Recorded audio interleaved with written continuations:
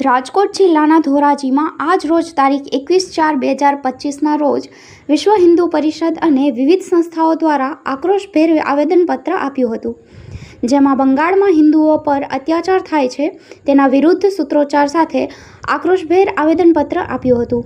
Reporter Rajubhai Bagada, DGN news, Dhoraji.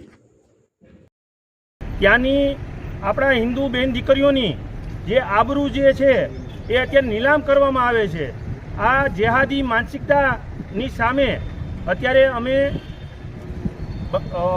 Baba Saheb Ambedkar જે આપણા જે સંવિધાન બનાવ્યું છે એ સંવિધાનના રાહબર નીચે અમે ડેપ્યુટી કલેક્ટર સાહેબશ્રીને અત્યારે આપણા રાષ્ટ્રપતિ મહામહિમને એક અમે સંદેશ પાઠવવા માગીએ છીએ વિશ્વ હિન્દુ પરિષદ દ્વારા કે ત્વરિતના ત્વરિત ધોરણે ત્યાં રાષ્ટ્રપતિ શાસન લાગુ પડે અને જે અત્યારે હિન્દુઓ જે અત્યારે પલાયન કરવાની એક મજબૂર કરવામાં આવ્યા છે અને તેને પુનઃ પ્રસ્થાપિત થાય અને જે કંઈ પણ એની ઉપર અત્યાચાર થઈ રહ્યા છે ત્વરિતના ત્વરિત ધોરણે બંધ થાય તેવું અત્યારે અમે રાષ્ટ્રપતિજીને એક આવેદનપત્ર આપવામાં આવ્યું છે.